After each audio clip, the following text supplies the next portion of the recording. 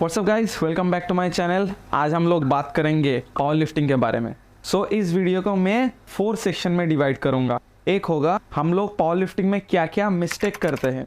Second होगा आपका हम लोगों को उस मिस्टेक को क्यों अवॉइड करना चाहिए। थर्ड होगा हम लोगों को क्या क्या करना होगा उस मिस्टेक्स को फिक्स करने के लिए। और फोर्थ होगा आपका कंक्लूजन।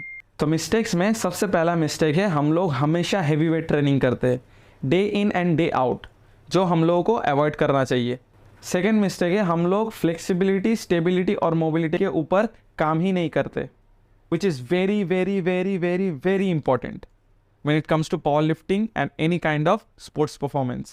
Now इस मिस्टेक्स को हम लोग क्यों अवॉइड करें? Obviously because of injury prevention and longevity in the sport. हम लोगों का जो स्पोर्ट्स का जो करियर है वो हम लोगों को लंबा चाहिए होता है। जस्ट फॉर एक दो शो के लिए हम लोग प्रेप ऑब्वियसली नहीं करते। नाउ इस मिस्टेक्स को अवॉइड करने के लिए हम लोगों को क्या क्या करना होगा। सो फर्स्ट हम लोगों का जो वर्कआउट है उसे हम लोगों को अच्छे से पीरियडाइज करना होगा। नाउ क्यों पीरियडाइज करना होगा? जब हम लोग लिफ्टिंग करते दो चीज़ों का एक्टिवेशन होता है। एक होता है CNS, सेंट्रल नर्वस सिस्टम, और एक होता है आपका मसल। सेंट्रल नर्वस सिस्टम आपका मसल को कमांड देता है, तभी आपका मसल कॉन्ट्रैक्ट करता है। उसके बाद आपका वेट जो है रेजिस्टेंस के अगेंस्ट काम करता है। नाउ जब हम लोग हमेशा हैवी लिफ्टिंग करेंगे तब हम लोगों का CNS फिटिक हो जाता है। CNS अच्छे तरीके से रिकवर नहीं कर पाता। हम लोगों का मसल भले ही रिकवर हो लेकिन सेंट्रल नर्वस सिस्टम रिकवर नहीं होता अगर हम हमेशा हैवी लिफ्टिंग करें। So periodisation gives the flexibility to your CNS to recover होने का फ्लेक्सिबिलिटी देता है, जो कि बहुत इंपॉर्टेंट है। अगर CNS सही से फायर नहीं करेगा तो आपका मसल सही से कॉन्ट्रैक्ट भी नहीं करेगा। तो CNS का रिकवर होना बहुत ज़रूरी है। और CNS को हम लोग कैसे रिकवर करेंगे? Through periodisation. हम लोगों को मोबिलिटी, स्टेबिलिटी और फ्लेक्सिबिलिटी के ऊपर काम करना होगा, जो कि बहुत इंपॉर्टेंट है टू प्रिवेंट इंजरी।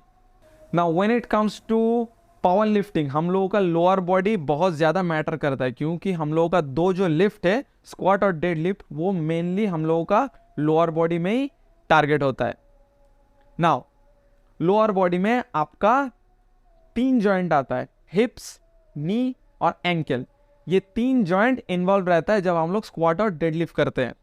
नाउ हिप्स में आपका मोबिलिटी होना ज़रूरी है, नी में आपका स्टेबिलिटी होना ज़रूरी है और एंकल में आपका मोबिलिटी होना ज़रूरी है। सो अगर आपके पास मोबिलिटी और स्टेबिलिटी नहीं रहेगा तो आपका जॉइंट में अनइवन फोर्स डिस्ट्रीब्यूशन होगा, विच लीड्स टू इंजरी। जितना स्ट्रेंथ इंपॉर्टेंट है उतना मोबिलिटी और स्टेबिलिटी भी इंपॉर्टेंट है।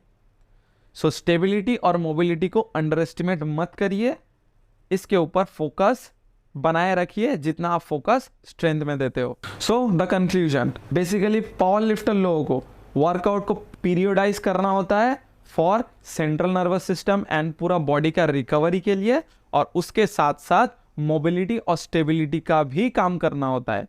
इससे हम लोगों का इंजरी प्रिवेंशन होगा। वेट लिफ्टिंग अगर आप अच्छे फॉर्म से नहीं कीजिएगा, ऑब्वियसली आपको इंजरी होना ही होना है। तो आप अपने वर्कआउट को पीरियडाइज करिए, उसके साथ साथ अपना वर्कआउट में स्टेबिलिटी और मोबिलिटी का एक्सरसाइज भी ऐड करिए।